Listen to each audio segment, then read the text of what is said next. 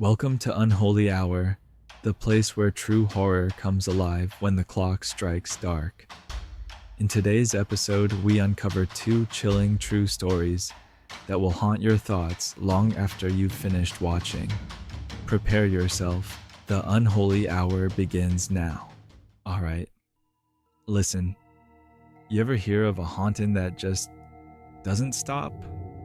I'm not talking about creaky floors or flickering lights. Not some shadow in the corner that vanishes the second you flip the switch. I mean years, not days, not weeks. Actual years of something lurking just out of reach. Watching, waiting, feeding on your fear like it's dinner. It doesn't want attention. It doesn't care if you scream. It just digs in, like rot beneath the floorboards. That's what happened to the Smurl family, and trust me, this one's different. This wasn't your typical ghost story. This was personal, relentless. The kind of thing that doesn't just scare you, it changes you.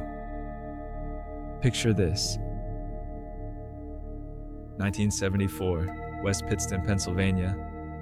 Small town, blue collar, real quiet. One of those places where everyone knows everyone. You go to church on Sundays, keep your lawn tidy, raise your kids right. Jack and Janet Smurl, they were just trying to start over. They'd lost their home in a flood. All they wanted was a second chance. So they moved into a little duplex.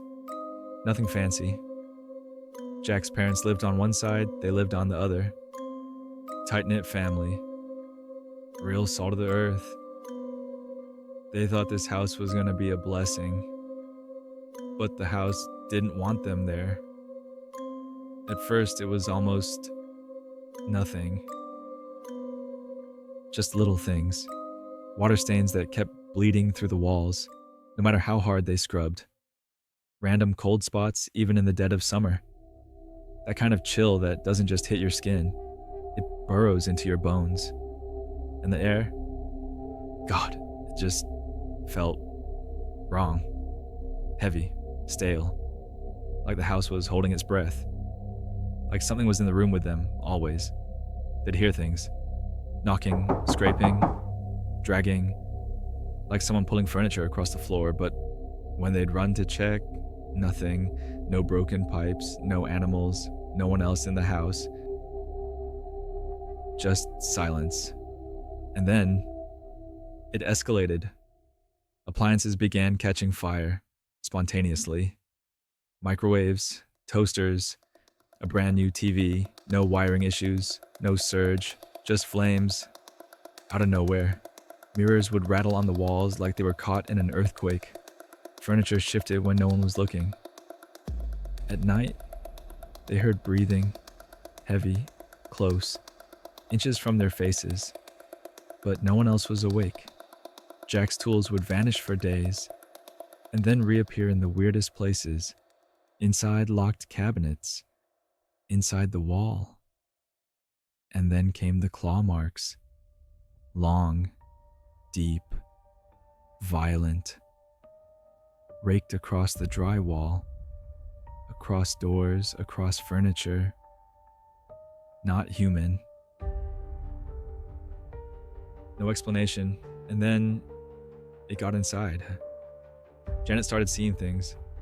A dark, human-shaped figure, just standing there in the hallway. No face, no eyes, no movement. Just this presence, staring, like it wanted her to see it. And then it would vanish.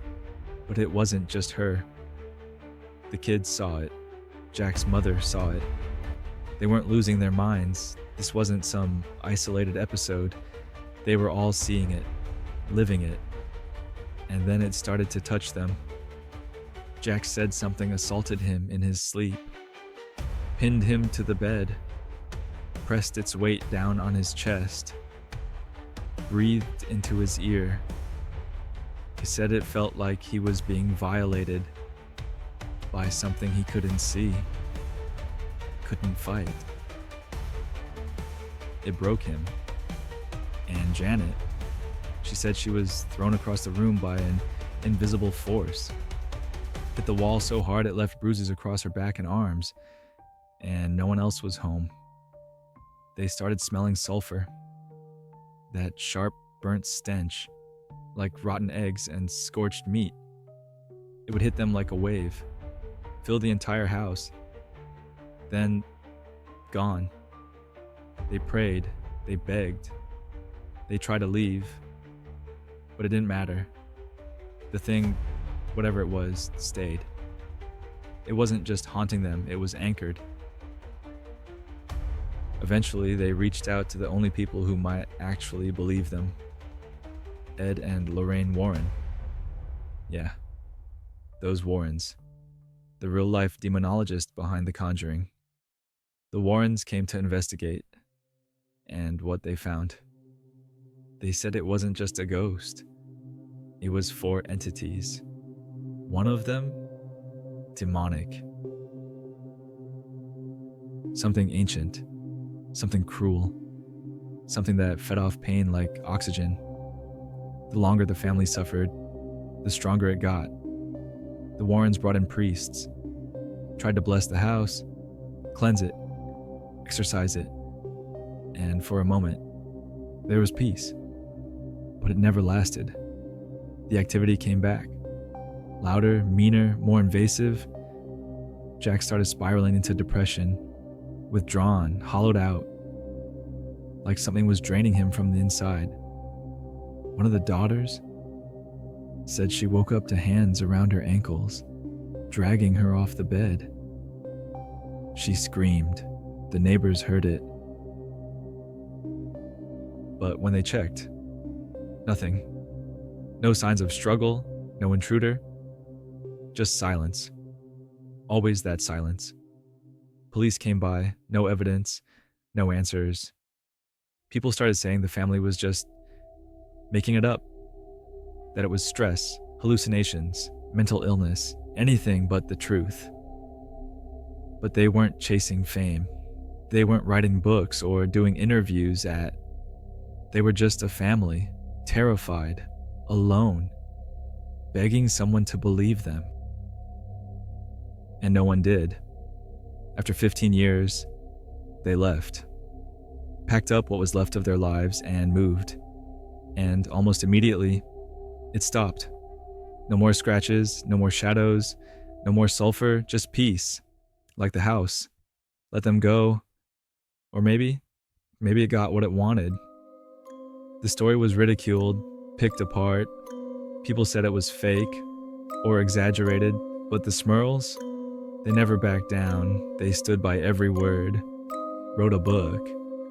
In 1991, it was turned into a made-for-TV movie called The Haunted. But for them, it wasn't a movie. It was a memory, a scar, a chapter they couldn't rewrite even if they wanted to. And honestly, I don't know what's scarier.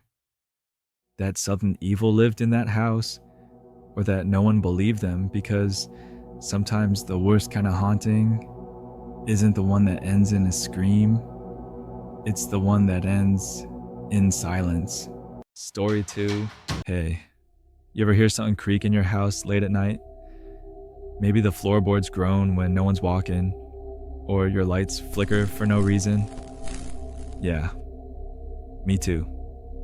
But tonight, I want to tell you about a haunting so intense, so real. It terrified an entire family, shocked the police, and had even the skeptics shaking in their boots. This is the true story of the Enfield Poltergeist. And I swear to you, this ain't just another ghost story. It all started in 1977 in a quiet London suburb. Enfield was your average working class neighborhood. Nothing fancy, just rows of council houses, kids playing in the streets, mums hanging laundry. But inside one of those houses on Green Street, something unexplainable was starting to unfold. Peggy Hodgson was a single mom, raising 4 kids on her own. Times were tough, but they made do. Her daughters Janet and Margaret shared a room upstairs, and that's where things started. One night, out of nowhere, Peggy hears this loud crashing noise from the girls' room, like furniture being tossed. She runs up, heart racing, and finds the girls looking terrified. Janet, she's 11, says, "Mom, my bed's shaking." And sure enough, the bed was moving on its own. Chairs slid across floors, drawers opened by themselves. Next thing you know, objects start flying around the house. A chest of drawers, it moved across the room and blocked the door like something didn't want them to leave. That's when Peggy called the police. Now here's the part that'll mess with your head. Even the cops saw it. One officer actually signed a legal statement saying she watched a chair rise off the ground and slide across the room by itself.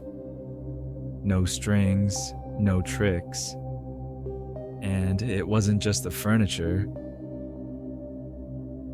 There were knocks, loud ones, like someone punching the walls, tapping that followed you from room to room, cold spots, lights flickering, and then came the voice.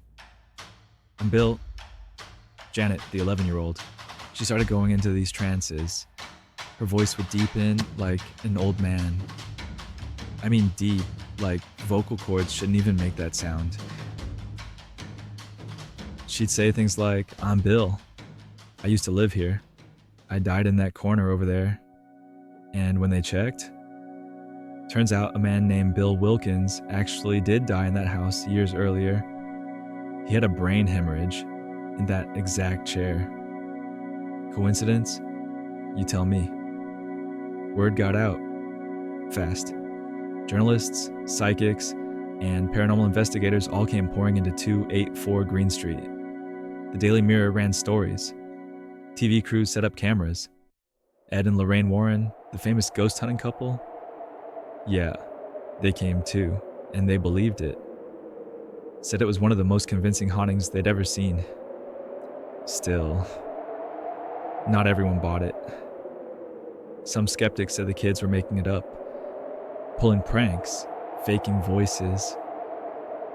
But come on, kids keeping up a hoax like that for 2 years? Fooling reporters, police, scientists? Doubt it. Janet started levitating. Not just once, multiple times.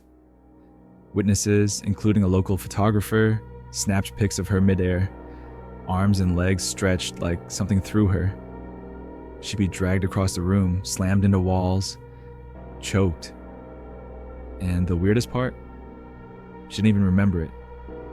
Eventually, the activity slowed down and stopped. Just faded out. No big finale, no exorcism, just silence. Like whatever it was had done what it came to do and moved on. So what was it? Was it a poltergeist? Was it trauma manifesting into something darker? Or was it, like some believe, a real spirit stuck between worlds, trying to be heard? Even today, people still argue about what really happened in that house.